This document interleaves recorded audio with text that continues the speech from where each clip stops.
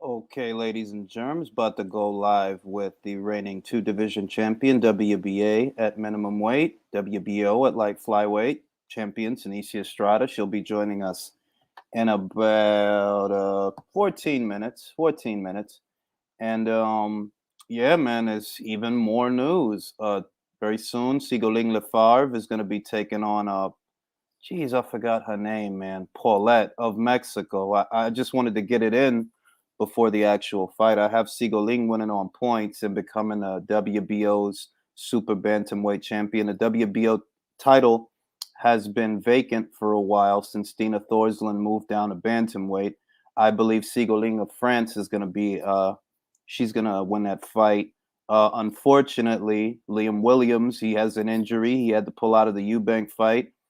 It's been a very rough year for Sky if you think about it. It's been a rough year. They lose Matchroom. They go all in with the zone. Uh, Savannah gets injured. Liam gets injured. Josh gets injured. So those are like three fights right there that fell through. They're gonna need a big 2022. They're gonna need a big 2022 because it's been a rough year for them.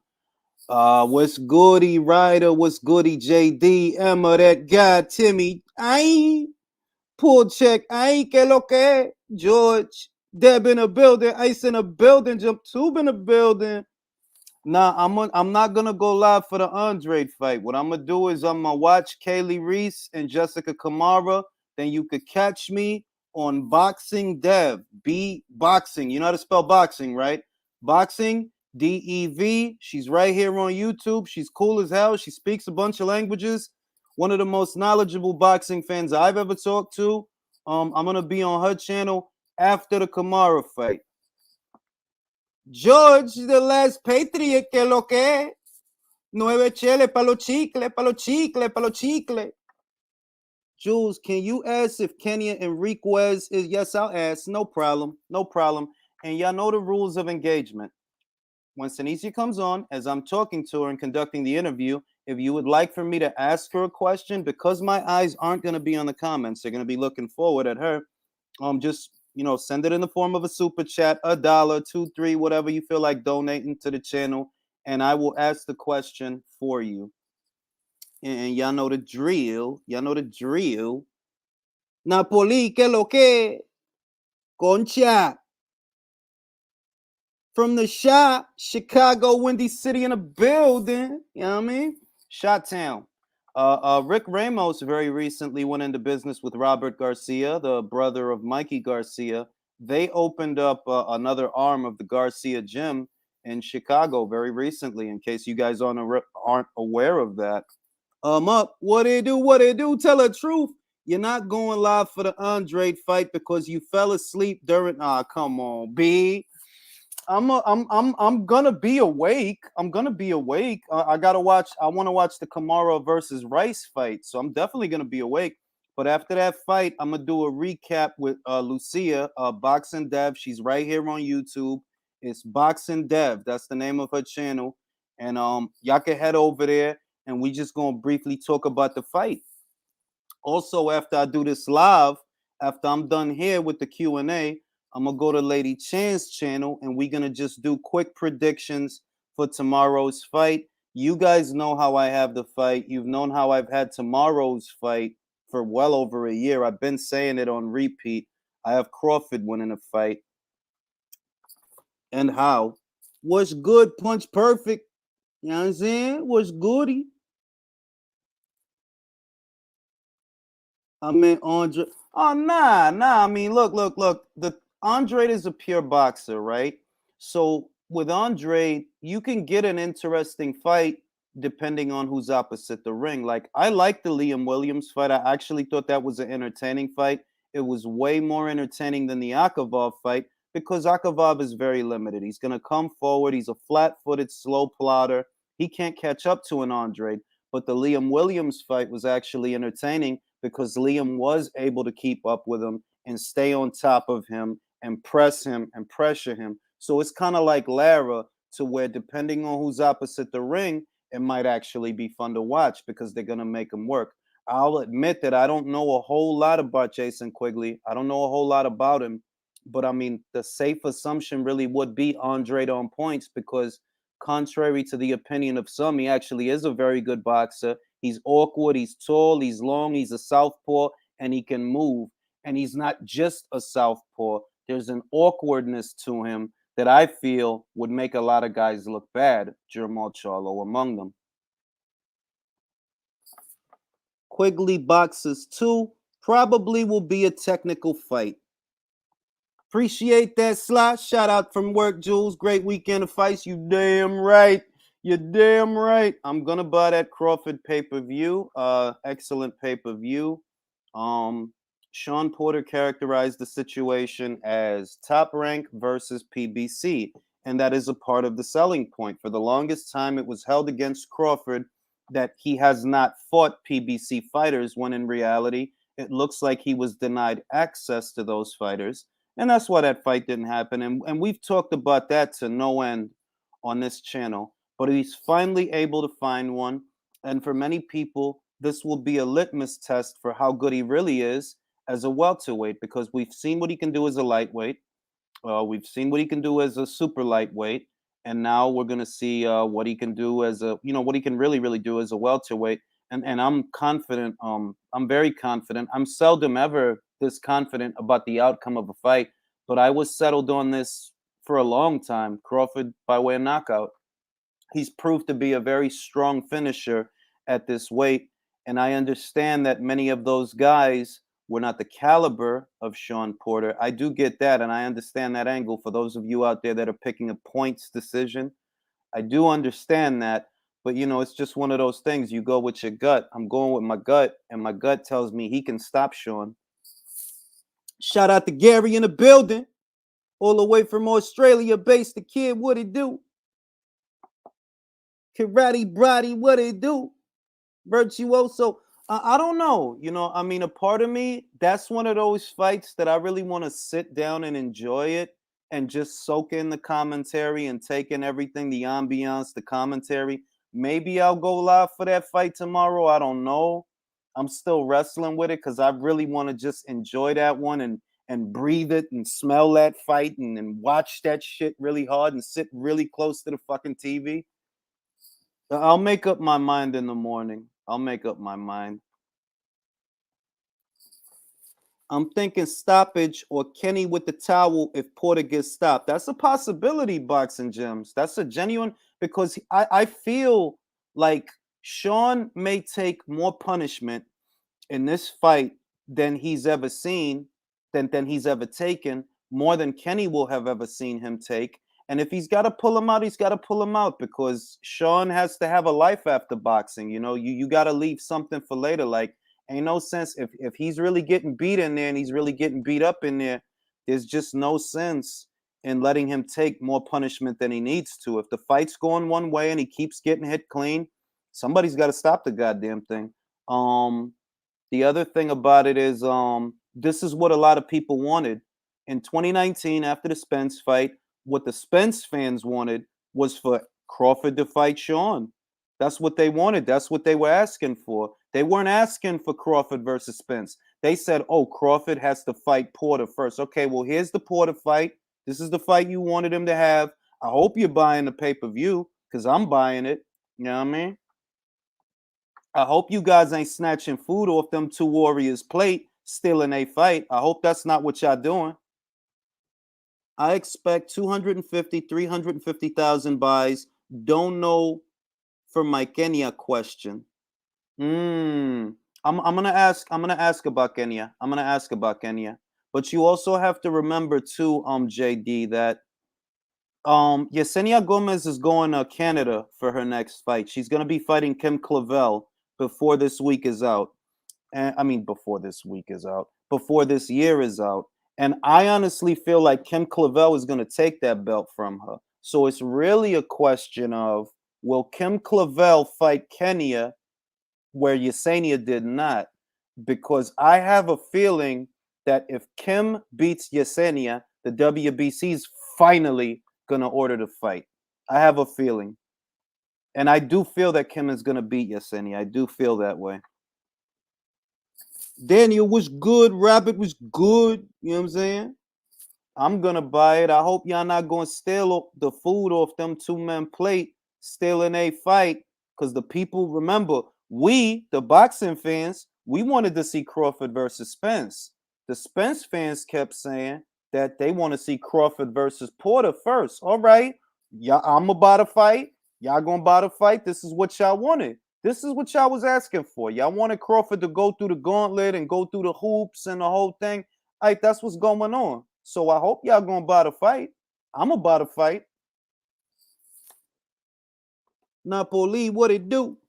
I'm looking forward to Joe Smith Jr. and Callum Johnson. I am too. That is a fight of the year on paper for sure. I am in agreement. Aesthetically, I think that's going to be a fun fight. I don't see that fight going the distance. Somebody's going to get knocked out. Though you also have to consider that, and I said this in an episode of the relay, that if someone told me that they felt that the Smith people was swerving better beef, I would have to agree based on the information that's out there. Because Bob Arum said that, what they want to do is put Joe in a title fight and then do the better beef fight. Well, they put Joe in a title fight and he got the title, but no better beef fight. Yeah, and we see that they struck a deal. There's been a change to the plans, but it still doesn't involve better beef. First, it was going to be Umar Salamov, then Danny Jacobs. Now it's Callum Johnson, and the winner of Yard versus Arthur 2. But still, no better beef. So it's like it just kind of looks like they trying to swerve that dude. It is what it is. You know what I mean?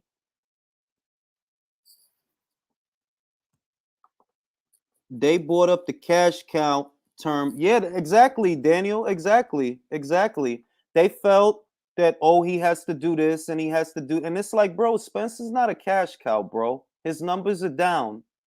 The biggest numbers that he ever did was with Mikey Garcia. The Porter fight did not do the numbers that the Mikey Garcia fight did. And the Danny Garcia fight didn't do the numbers that the Porter fight did. The numbers have steadily been going down. So where do they get that he's a cash cow? Who do you see Callum Smith fights next at 175? I'm going to say Daniel Jacobs. I believe that Daniel Jacobs is a possibility for Callum Smith because remember, Daniel was supposed to fight Joe if Joe beat Salamov. Now Joe is not fighting Salamov. They have Joe's next two fights planned out. It's going to be fucking Callum Johnson, right? And then the winner of Yard versus Arthur 2, but no Danny Jacobs. And Danny Jacobs is not a top ranked fighter. So where does that leave Danny? I believe Danny's going to go back to Matchroom and see what fights he can have over there because he still has a name. He planned on moving up to the light heavyweight division. So I believe that Smith versus Jacobs is a genuine possibility. Or Smith versus Craig Richards, Smith versus Bivol. Those are all possibilities, all of them. Smith versus Buatsi is a possibility because those are all matchroom light heavyweights. Richards, Smith, Bivol, and I could see Danny Jacobs being incorporated into that mix. I was goody Leo. Hearn said Callum Smith rejected the offer because not enough time for training. I would have took it if I was Smith. Smith got no defense and coming off COVID.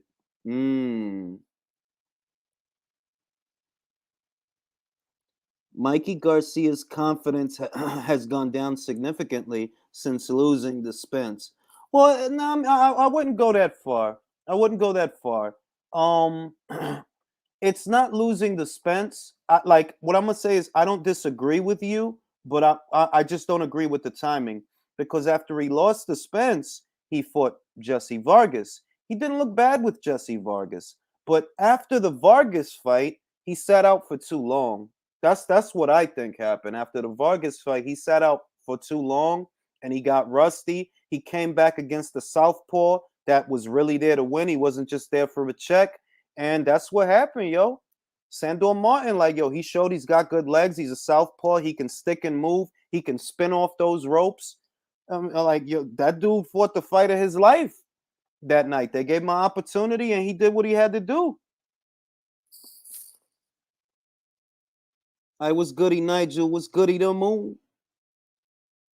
Danny is a promotional. Yep, he's a promotional free agent. He could go where he wants to go. So the situation I see is that since Top Rank kind of cut him out the picture and left him out of the loop, well, he can always go back to Matchroom. He can do business with Eddie.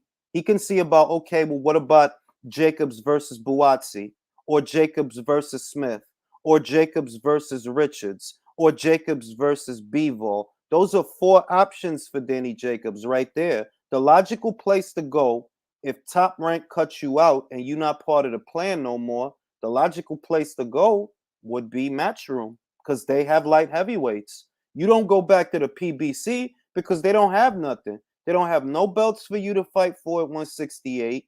They don't have no belts for you to fight for at 175. So if you want to be in a title fight of some kind or build towards a title, right? You already tried Top Rank. That didn't work. Go to Matchroom. You're going to have to be realistic about the money, though. Callum Smith versus Max. Ooh, that's a good fight. Ooh, that's a good fight. I ain't even going to lie to you. That's a good fight. It's a good fight because I think Callum Smith's boxing is a little better than Joe's. He has a stronger corner to me. Callum Smith has a stronger corner in Buddy McGirt. He's tall. Like Vlasov is really tall, but Callum is really tall. So they kind of eye level. Like Callum is a tall ass dude for light heavy. I like how was he making super middleweight? And he's still a tall ass dude for light heavyweight. So I don't feel like it's gonna be as difficult for Callum to touch Vlasov with shots because they're kind of eye level. He's a long guy. Callum's a long guy. His boxing and his jab is a little better than Joe Smith Jr.'s. That's an interesting fight. And I also believe that Matchroom should get Maxime Vlasov a fight because he canceled the Felix Valera fight to fight Joshua Buatsi, and Joshua ends up pulling out. So I feel like that man is due some compensation. I was goody Willie Lynch, and we just waiting for the champ right now. She'll be here shortly. Tim Sheehy was good. Is that fight Vlasov? Is the fight Vlasov is old? I wouldn't say it's old. I would not say you talking about the Joshua Buatsi fight, right? Right, like the Buatsi Vlasov fight. I don't feel that that fight is old. I feel like they're not going to reschedule it. In other words, I don't think they're going to reschedule it. I think that fight is just dead, kaput. Thoughts on Shakur and Valdez not being next? I actually did a video on that. All right, hold up.